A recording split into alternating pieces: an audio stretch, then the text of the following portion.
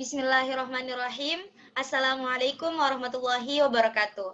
Perkenalkan, kami dari kelompok 2 akan memaparkan materi mengenai epidemiologi injuri atau kecelakaan dengan judul trauma secara global, yang mana anggota dari kelompok 2 yaitu saya sendiri, Insyira Samra dengan NIM 70200119936 dan dua teman saya yaitu Nur Anissa Ridwan dengan NIM 70200119115 dan Nur Nadita Safitra dengan NIM 70200119037. Nah, adapun submateri mengenai trauma secara global yaitu materi pertama, gambaran umum kasus trauma dan gambaran umum kasus trauma akibat kecelakaan lalu lintas.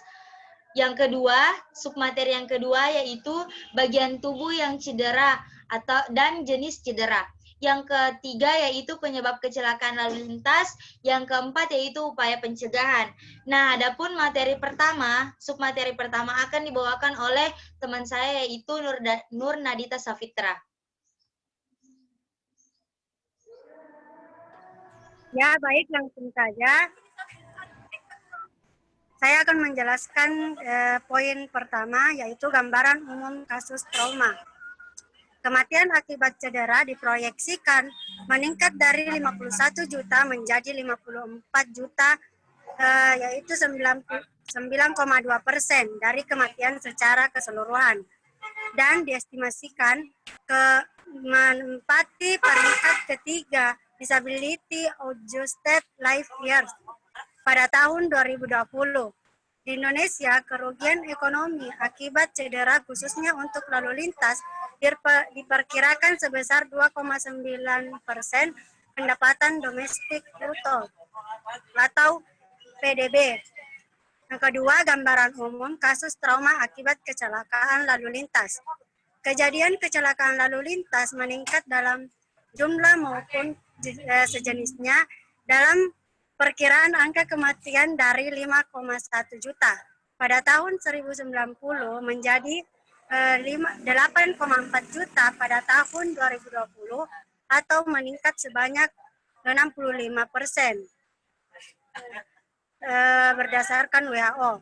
Setiap harinya hampir 16.000 orang meninggal karena cedera dan beberapa ribu orang lagi mengalami cacat permanen. Pada tahun 1998, kecelakaan di jalan raya merupakan penyebab utama kejadian kematian di dunia. Mungkin saya berikan ke pemateri kedua.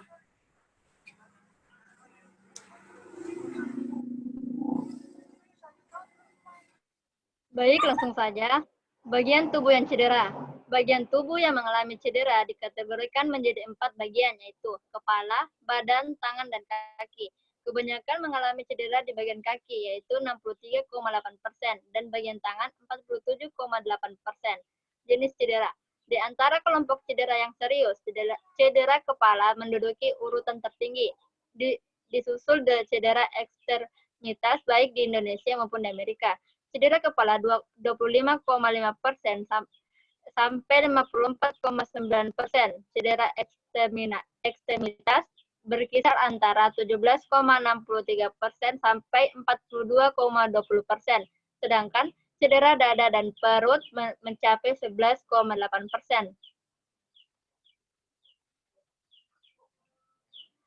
Penyebab kecelakaan lalu lintas. Yang pertama, faktor pemakai jalan. Yang kedua, faktor pengemudi, faktor pejalan kaki, faktor kendaraan, dan faktor lingkungan. Baik, itu saja. Saya serahkan kepada teman saya.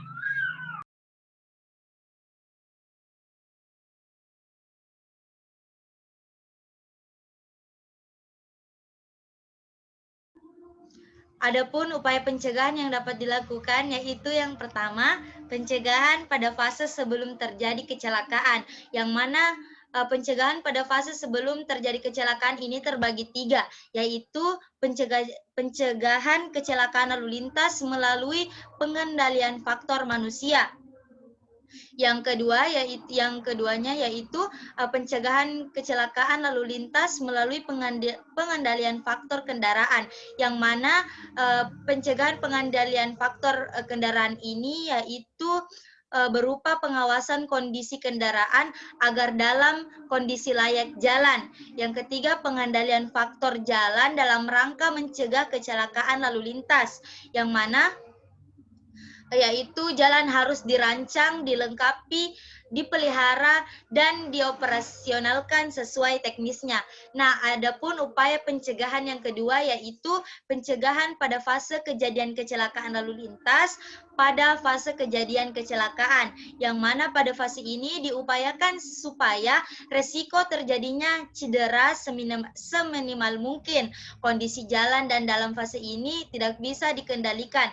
Hal yang bisa dikendalikan adalah kondisi kendaraan dan faktor manusianya. Nah, yang ketiga upaya pencegahannya yaitu upaya pencegahan pada fase setelah kejadian kecelakaan lalu lintas, yang mana pada fase ini pencegahan pada faktor manusianya agar korban tidak menjadi lebih parah setelah mengalami cedera. Nah, pertolongan segera secara adekuat adalah kunci keberhasilan pencegahan fase ini, yang mana terhadap korban yang terancam jiwanya, maka mereka segera memberikan bantuan hidup atau hidup dasar ya, atau basic life support dengan cara yang sederhana tetapi benar. Nah, adapun kesimpulan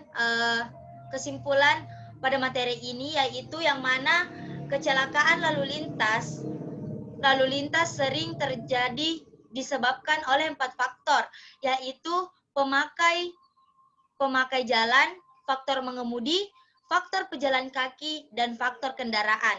Nah, masing-masing memberikan kontribusi untuk terjadinya kecelakaan lalu lintas, mengingat jumlah korban kecelakaan lalu lintas yang cukup tinggi dan dampak biaya kesehatan yang harus dikeluarkan yang sangat besar.